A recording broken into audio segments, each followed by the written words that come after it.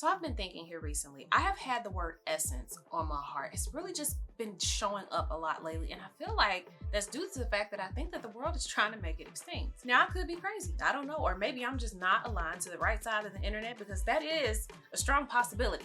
But all I'm saying is there is not enough talk about true essence anymore. It's almost like it's taboo. And I'm talking beyond just having individuality, beyond authenticity, beyond just being a relatable person. I'm talking about spirit, you guys. I'm talking about energy. I am talking about the light that illuminates your aura. You know that thing that just screams to a room full of 10,000 people and they feel it, but you haven't even uttered a word out of your mouth. Honestly, this shouldn't be a surprise. It would be too right for a narrative like this to be pushed, right? It's too perfect, it's too clean.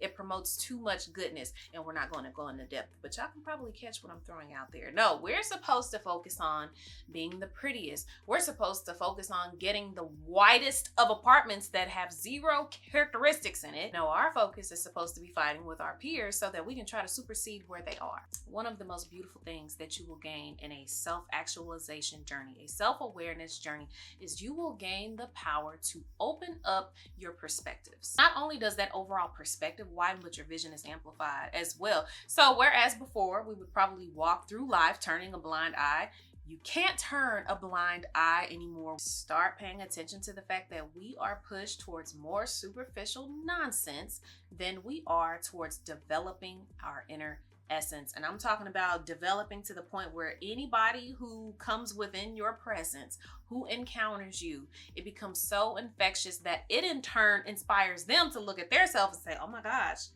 that energy that I felt from her, I'm trying to get my life to that point. Essence. It kept landing on my heart. Essence.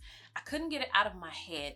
And as I was like really breaking down this term and trying to get a better understanding of what it is, I realized that I started thinking about my turnoffs, and specifically what is turning me off about this superficial nonsense in this journey of self-actualization, and in this journey of self-awareness, and in this journey of me trying to operate out of my true inner essence. I am realizing that one of my biggest turnoffs is the fact that women feel like they need to compromise their essence to fit into these girls' clubs, that they have to dim their light to be accepted, or that they have to continue on with an identity that they've maybe grown out of. Okay, wait, let's preface this a little bit so we can make it make sense. In my last video, The Everyday Women Are Winning, I made a comment about feeling like high school all over again, feeling like the popularity contest was still in place. I was making a connection between how it kind of still feels like a popularity contest going on as an adult when it comes to things like makeup, hair, things that we wear, trying to dress like the most popular girls. I mean, is that not giving high school all over again? But this same concept follows us into adulthood. It just shows up slightly different. And the difference is that in adulthood, you're not trying on different clothes to be popular or look like you have it together. You start trying on different identities. 20 to 25, or in some cases 20 to about 30, 32 in some cases. We start going through these massive try-on hauls of not clothes, but we're going through these massive try-on hauls of different identities.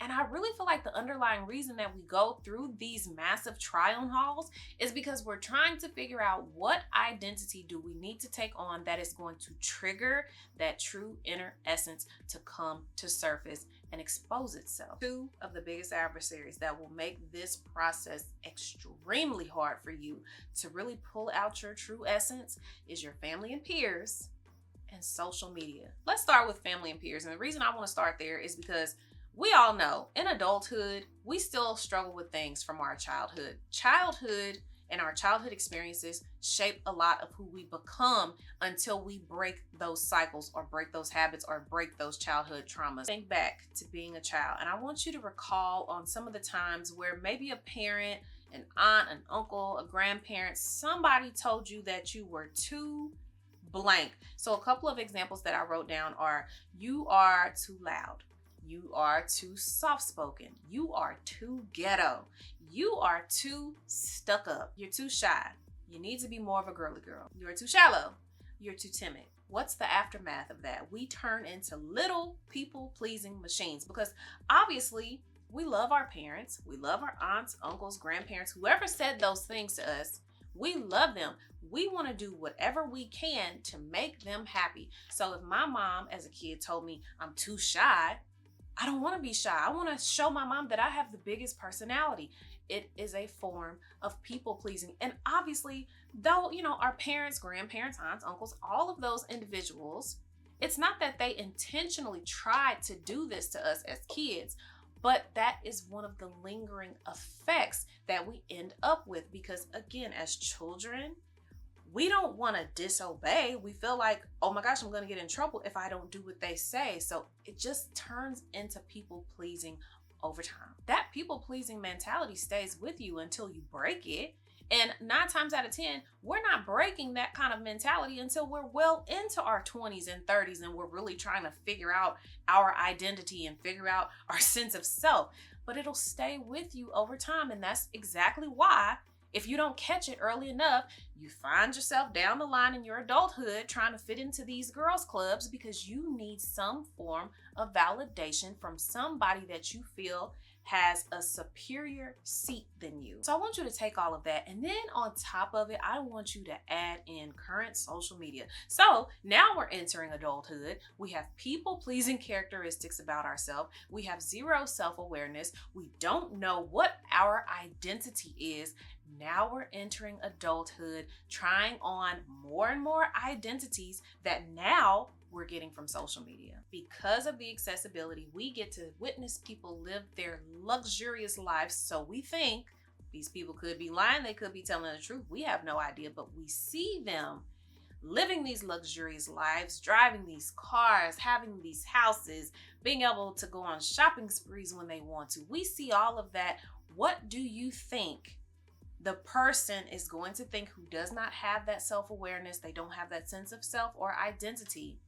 They're going to think, or they're going to make an assumption that, oh, if I take on this kind of identity, I can live the same life. They see success and they see the dream life and they're drawn to that. Again, when you're somebody who doesn't know or understand your values, you'll fall for anything. So they see the money, they see the flashiness, and they're drawn to it. This is why self-awareness is crucial. And I am really understanding that now as I'm maturing, as my vision has expanded, my perspective has expanded. I am realizing it's crucial because not only will you go through an identity crisis, but you'll go through an identity crisis and then you'll start living your life for all of the wrong reasons. So why center this idea around the girls club? Because truth be told, when we're talking about essence, we could approach that from multiple different angles. I wanted to look at it from this perspective because honestly, I do feel like women struggle more to break away from this mentality. And I do feel like it affects our adulthood more than men. Now, I'm not saying that that's clear across the board, but I'm just saying from an outside perspective, looking in and also being a woman, I do feel like we struggle to break free from it into our adulthood a little more. Keeping in mind the preface that I gave earlier, remember I said that it just shows up differently in adulthood. So instead of desiring to fit into the popular clique at school, now it becomes this desire to be seen by everybody. I want all eyes on me. I want everybody to know my name. And that's kind of the problem with some of these bigger influencers. They're like, I am an influencer. You should know me. I should get things for free. Where do you think that's stemming from? Instead of the need for all the finest boys in school to affirm you down the hallway, telling you you fine, telling you that you got a nice little body, that you got a fatty in a back, all of that, instead of them having to affirm you and telling you that you're beautiful, now you're looking at it in these DMs from these pro ball players and from these entrepreneurs and these boyfriends that got the big bank accounts and the men that are trying to make you trophy wives and giving you whatever you want. Instead of just the popular clique at school, the popular girls telling you that your outfit looks cute and you can sit at the table. That reminds me of Mean Girls. But instead of just wanting their validation, now you want validation from the whole world in your adulthood. You want everybody to tell you how beautiful you are and that your hair looks amazing and that you have on the best outfit.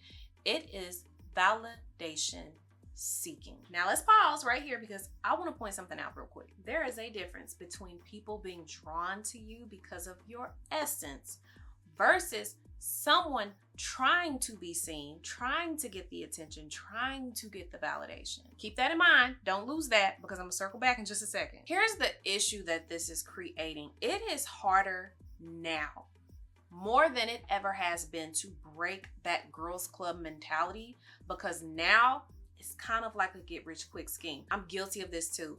Let me just make it very clear. I would never point fingers at you guys. That is not what I'm here to do. I am here sharing my own personal revelations. And that is something that I realized, is that I was making a connection between that girls club mentality, wanting to be in the popular clique, to having success, to being accepted in social media, to having the big platform. Anybody who joined social media after 2020, I'm sorry, I don't care what you say. You had the intentions of getting on there to make money. I don't care if it was part-time money or full-time money. You had an intention to get on social media to make money. And the reason being is because we started seeing the accessibility of how quick it was to get money, to get brand collaborations, to make $5,000-$10,000 posting TikToks and Reels. Like, are you kidding me? If you are struggling with who you are and you're struggling to find that identity that triggers that true essence to come out, and money is put into your face and is easily accessible, 9 times out of 10, you are going to take the path that is going to give you the money. I've been very vocal over the last year about my mistakes. One being that I started off with that exact mentality. I wasn't quite sure. Like, I felt like I know who I was, but I didn't have all of the understanding at the time. And I didn't feel like I was operating in purpose. I didn't feel like my true essence was like in your face and there for people to see. I did not have that. So when I got on social media, I'm like, dang, I might as well get on here, because I can edit, I can film videos, I can do this, I can do that. I want to make money too. I got on there for all the wrong reasons. And then I continued down a path of doing it for all the wrong reasons. I had to be very real with myself and say, you know what? If my channel would have blown up last year and I would have gotten all this money and, you know, like really changed my life, I definitely would have been a pick-me girl. I would have been a pick-me, look at me. I am absolutely certain I would have been that girl that went into all of the designer stores and filmed myself buying my designer bags, probably went out and bought a car that I couldn't afford. I definitely would have been that girl. Why? Because I did not have an identity that resonated with me. I took on the identities that I saw that worked for other people, when quite honestly, that's not even who I am at my core. I'm not a self-centered person. I don't mind being in the spotlight, and that's because I was a performer growing up as a child. I was a dancer. I was, you know, on stage. I didn't mind being in the spotlight in that kind of sense, but I never had to be the person who had to have all eyes on her or get all these accolades. I was a chill person, and as growing up, I'm like, this is not me. I'm just not that girl that's going to do that. And I'm so grateful to the Most High that I was kept from that path. And that's a whole nother story for a whole nother video. But what I am saying is, I did not have my identity. I was not walking in my purpose. I had no light illuminating this aura. Like, it was blank. It was black. Deep down, you do get to a point where you're like, this identity doesn't fit me. This mentality that I'm operating out of, it doesn't fit me. This is not who I'm supposed to be. Those clothes from that identity, they don't fit you. We don't realize it in those moments because obviously it's not a priority. It's not something that we're actually conscious of, but we lose our power the moment we decide to conform. You lose your way, you lose your true purpose, you lose your essence. You attract misaligned friendships. You attract misaligned relationships, opportunities. Remember, I told you guys to hold on to that thought earlier when I said that there is a difference between the person that is operating out of their true essence and people being drawn to them versus the people that are trying their hardest to make people see them. When you are operating in your true essence, again, that is that light, that is that aura, it's that energy. We all know, or should know by this point, that that is a magnetizing energy. So you don't have to do all the extra stuff to attract that pro baller getting in those DMs. They will see your energy and be like, man, this is a beautiful woman. Like, I can see her light within her, versus the one who is intentionally trying to maybe over-sexualize herself so that she can get that attention from those males. Same thing with how you dress, your makeup, your hair. When you are just naturally operating with your true purpose, you are allowing your essence to be experienced by other people. They'll be drawn to you. They'll give you compliments. Like today, I was out this morning and I went 2 different places. Women at the orthodontist office when I went to drop my son off for an appointment. And then I went to 7 Brew to get a matcha. Okay, I needed a matcha. Anyway, both places, the women were like, you are beautiful. No makeup, like literally, well, I did my makeup for the video, but earlier I didn't have on any makeup. I just had on this little purple set. You are beautiful. I didn't take it to head. I'm like, I mean, obviously I said thank you, but it wasn't like, I was like, oh, thank you. No, I realized they were saying that I was beautiful, but I took it more so as they were noticing the beauty of my light, noticing the beauty of my energy. And it was, I don't know, it was just the way that they said it. I'm like, they see me. And that's what I've been working towards. I want to be seen for my light, for my energy, like I said, for my essence, not just from what the outside is, because this changes over time. I want true beauty from inside that illuminates and glows from my essence. It is the very thing that sets you apart. It's literally the one thing that makes you an individual. I mean, obviously our looks make us individual, our DNA and all of that, but truly when it comes down to it, your spirit, your essence, that's what makes you an individual. That's what sets you apart. Wear that true essence like a badge of honor, because honestly, it is. When you wear that essence like that and you're walking in your purpose, you quickly get reminded, oh, I'm meant to stand out. I'm not meant to fit into anybody's bubble or, you know, have a mentality that I have to follow in line with everybody else. I'm not meant to operate like that. I am meant to set my own standards. I am meant to be in my own box or create a circle if I wanted to. You are meant to do different things and set your own standards because it is you walking in your truest